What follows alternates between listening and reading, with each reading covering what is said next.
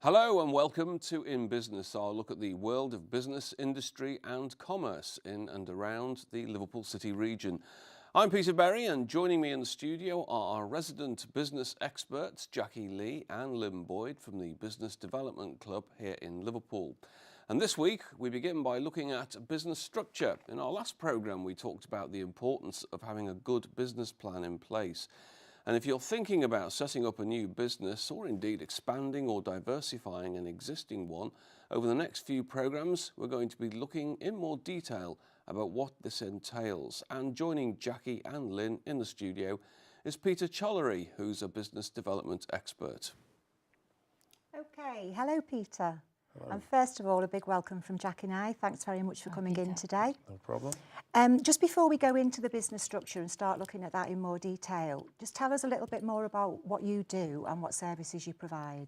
Well, I work as a chartered certified accountant in Liverpool City Centre, and we provide accounting and tax services to a range of small businesses and individuals. We also operate as a virtual FD for larger SME clients who need a more proactive approach to their business. Okay, that's wonderful. Okay, thank you. Peter, Lynn and I come across a lot of people who are setting up businesses, just setting out on the road to becoming their own boss. And they're often wondering what's the best way to set up their business. But sometimes they don't realise the importance of getting it right at the beginning. So what are the different types of legal structures available to new business owners actually when they're setting up? Right, okay. Well, there are 4 types of business structure that are out there. 3 that we're going to concentrate on today, and the 4th one, which is a limited liability partnership, which is normally used by big professional consultancy firms like accountants, solicitors, architects. They normally form limited liability partnerships. So we'll leave those out. But the normal structures are sole trader, partnership, or limited company. Okay. Okay, Peter, so I'm a new business and I'm just thinking about setting up and I need to understand more about this subject.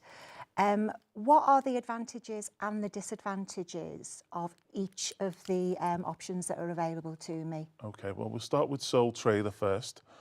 As a sole trader, it's simply informing the Inland Revenue that you're starting to trade and preparing accounts and filing a tax return every year.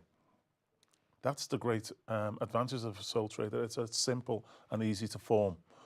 But there are sort of like little disadvantages because it's probably not the most tax efficient, which we maybe come on to a bit later on. The main disadvantage to sole trader is that you are wholly and severally liable for any debts or loans within the company. Okay. So if the business becomes insolvent, your assets that you own are at risk. Right, okay. The next form of trading is as a partnership. And the advantages that a partnership had are just like in a marriage.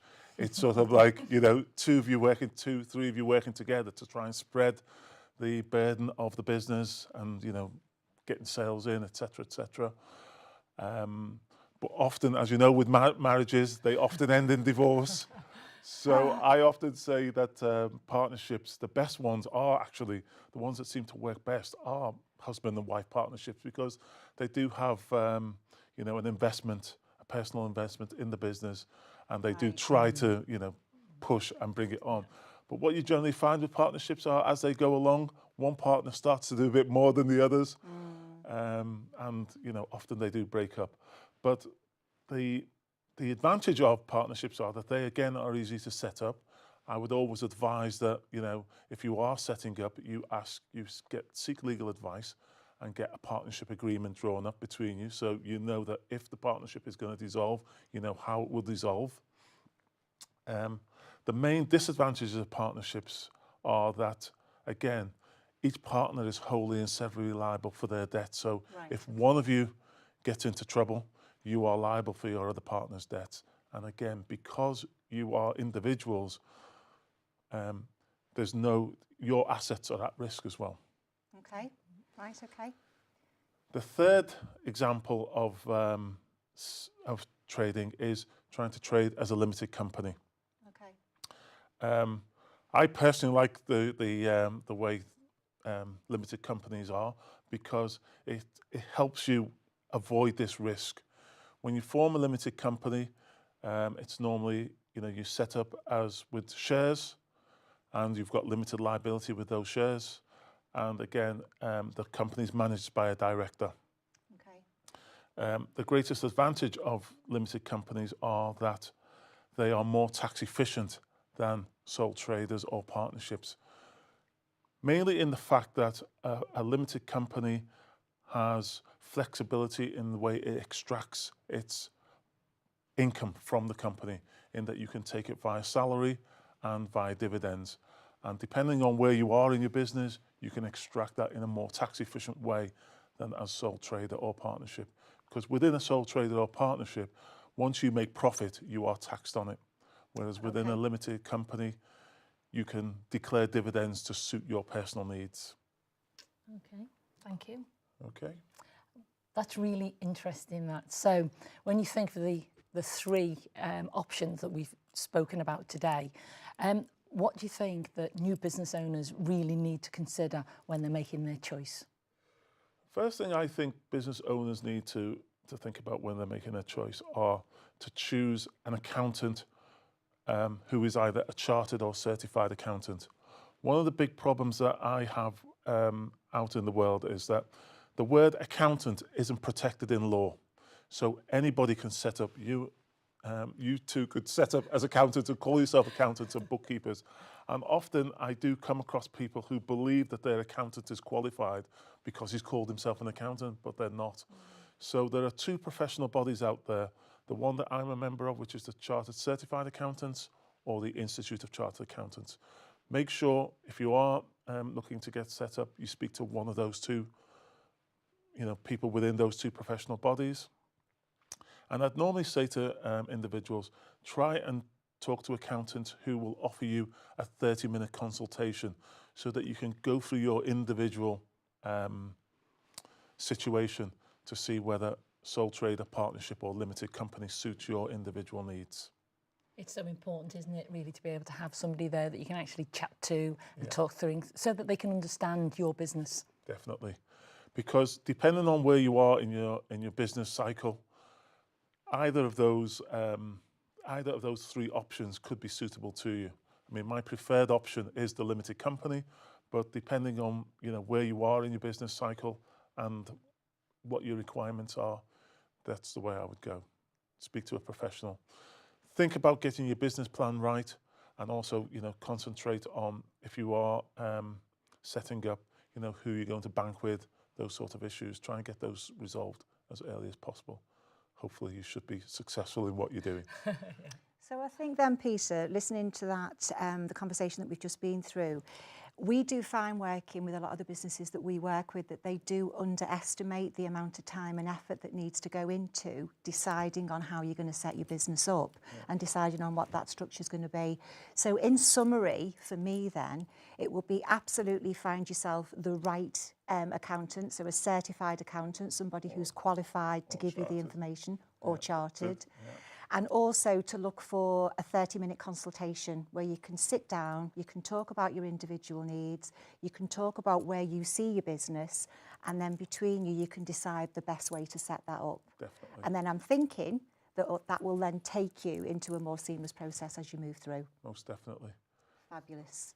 Well, that has been really, really informative. Yeah, thank you very much, Peter. No problem. Yeah, And thanks for your time today, Peter. We appreciate it. Okay, no problem. Thank you. Thanks. And just to add on to that, Peter, I mean, where's the best source of information to find an accountant? Well, there are various websites, the professional bodies, those two professional bodies, the Institute of Chartered Accountants and the Chartered Institute of Certified Accountants. You can look on their websites. They should have all the relevant accountants in the area. I personally find a lot of people just coming to me via my website. So, you can search, but make sure, somewhere on the website, there should be an indication on there that they are a member of a professional body. And just make sure it's one of those two I would recommend. All right, Peter, thanks very much indeed. And thanks, Jackie and Lynn. That's it for the first half, but don't go away. We'll be back after the break.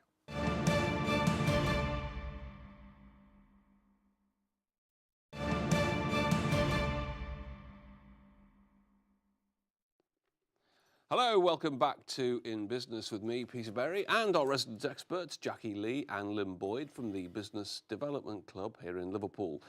In part one, we heard how having a good business plan in place is key to starting up a successful enterprise. But what support and help is available? We're joined in the studio now by Liverpool City Council's Abdul Kadir, Assistant Cabinet Member for Business, Investment and Enterprise, who joins Jackie, Lynn and myself, and I'll hand over to you. Okay, thank you, Peter. Welcome, Abdul. Thanks for coming along today. Now, we know that you have a very successful business. In fact, several successful businesses, export, import, property investment, to name but a few. You're also the councillor for Picton Ward.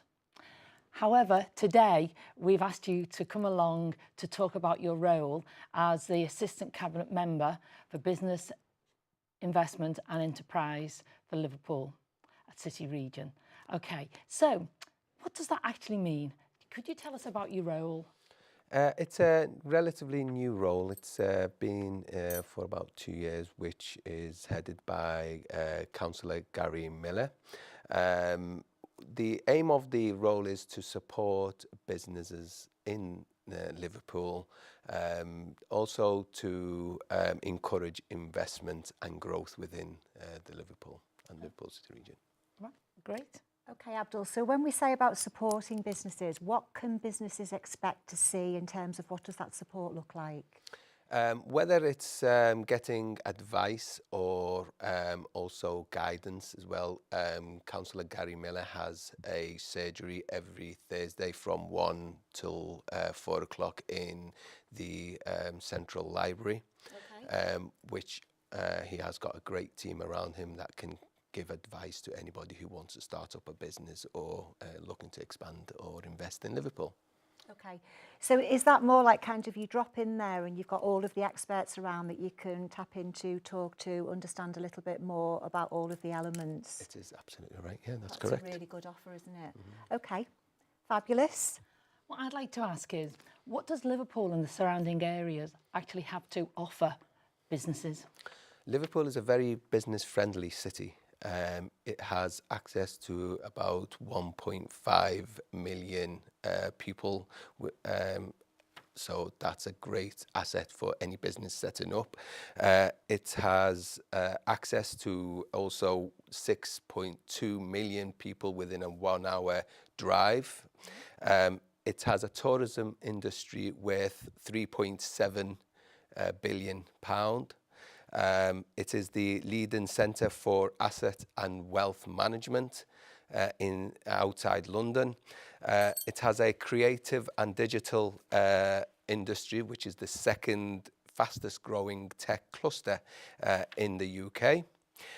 Liverpool is also has the largest bio-manufacturing inside Europe. Wow, there's some really interesting facts there. I bet that not many people would actually realise that the leading investment outside London. And if you look at all the things, it's a very wide spread of businesses that are in Liverpool. So it doesn't just specialise in one; it actually specialises in quite a number. So, Abdul, if I'm a business and I'm looking at tapping into some of these opportunities, so we've talked about the opportunity there in terms of tourism, in terms of the reach that we have in the city, in terms of growth. How can I tap into that? So where can I find out more information? We have the Liverpool Vision is also available for people to contact, also directly with the City Council, which is the standard number, which is 0151 233 3000, and within that central number that you can ask for any questions or any links to that you need. Now I'm going to ask a question now on, you've probably been asked this a lot lately, but I'm going to ask you a question on IFB 2016. Can I just ask you, as an overview, because I know it's a massive subject, what's your involvement in IFB 2016 going to be this year? IFB is probably the one single success of Liverpool, and it just shows how Liverpool can punch above its weight in terms of attracting international investments. The last IFB in 2014 was so successful that a lot of the local businesses also thrived and started exporting to Europe and beyond. So it's a great opportunity once again, which is going to be with us this year from the 13th of June till the 1st of July. So we hope that businesses can get involved and showcase what they've got to offer. Okay, and again, that's all available on the website, isn't it? On the available on the City Council IFB website and the IFB 2016. Okay, Abdul, well, it's been lovely speaking to you today. Thanks very much for taking the time to come out and talk to us, and we'll hopefully see you out there in the city. It's a pleasure. Okay, thank you. Abdul. Thank you very So I'll much. just open up the discussion a bit further about the IFB. Abdul, if I could just stay with you for a moment. It was an idea that was born in China, wasn't it? It was the expo that led to the idea of bringing the IFB to Liverpool. The last event, I think the feedback was it was a little bit disparate and it went on for too long. So this time it's much more focused. What was the thinking behind that? We needed more of a quality output for people this time as opposed to before. I think we would try to showcase everything that we do and spread it around the city, which trying also to get not just within the city centre, but also spread it out of the city centre to benefit other businesses outside. So that was the whole aim. This year we're looking to more focus it, have more dedicated focal points for IFB, and hopefully we'll review it and progress to better IFBs in the future.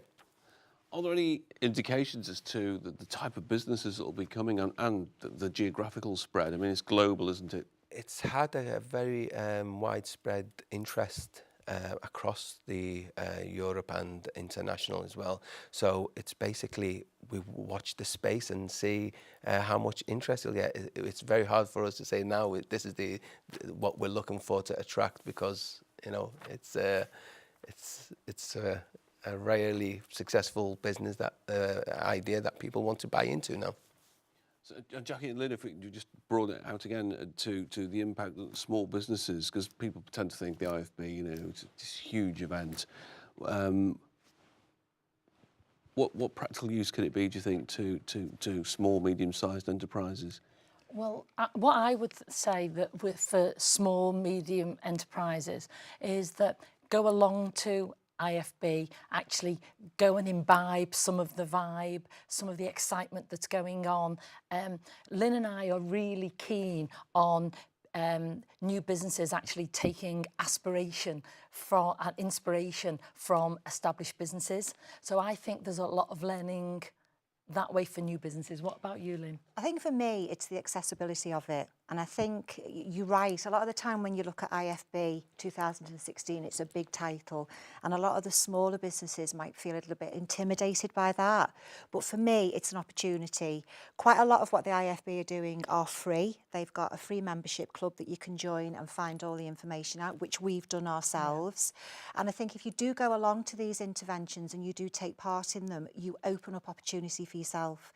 You never know who you're going to speak to. You're never going to know who you're going to network with. And I think for me, it's a really good opportunity to get involved in. So I would recommend everybody does it, whether they're a sole trader, whether they're a small organisation moving through, just get involved in it and take opportunities from it. Because there are tea time like taster sessions or specialist sessions. Yeah. What do they entail? Well, they do. We're going to one actually next week. We've got one that we're going to next week, which is literally they're tasters in what to expect. So you can go along, you can see what's going to be available, you can look at who the guest speakers are going to be, you can look at what the activities are going to be throughout the period, and then it probably gives you an opportunity to look at, well, you know what, I really want to go to that because that's a really good time well spent for me, or that there might open a really good opportunity for me. So the tasters are exactly that. They're giving you an understanding of what to expect. And again, I think because a lot of effort and a lot of a lot's being invested in this in terms of making it right for the audience and for the businesses out there, that we've got to take advantage of it.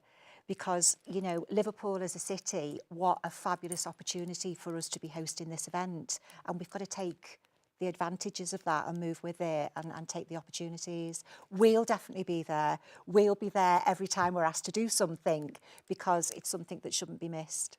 Okay, I'm just coming back to you again. Is Liverpool City Council directly involved with IFB, or particularly? It is involved. It's also been involved from the initial idea. It's trying to also make sure that IFB also stays within the Liverpool. We have been in talks with the government to also extend it for the following years as well. So it's not just going to be next year and it'll end there. We are trying to encourage all businesses to get involved in the IFB, no matter how small, how big you are. There's always something there for you. So it's a matter of you just being present and getting that opportunity, which is really at your doorstep. Abdul, I do know there's been quite a lot of opportunities taken by businesses in Liverpool and the surrounding areas from IFB 2014. So I do know there's been lots of success stories. So going to IFB 2016, as you said, is going to be great for everybody. Absolutely. Okay. Jackie, Lynn, Abdul, thank you very much indeed. Indeed, thanks very much to all our guests this week, Peter Chollery in part one. That's all for this edition of In Business. We're back in a fortnight. Please feel free, of course, to email us with any issues you'd like us to discuss on In Business, or you can keep in touch via Twitter or Facebook on the Bay TV Liverpool site. In the meantime, from Jackie, Lynn, Abdul, indeed all our guests, have a very good week. Bye-bye.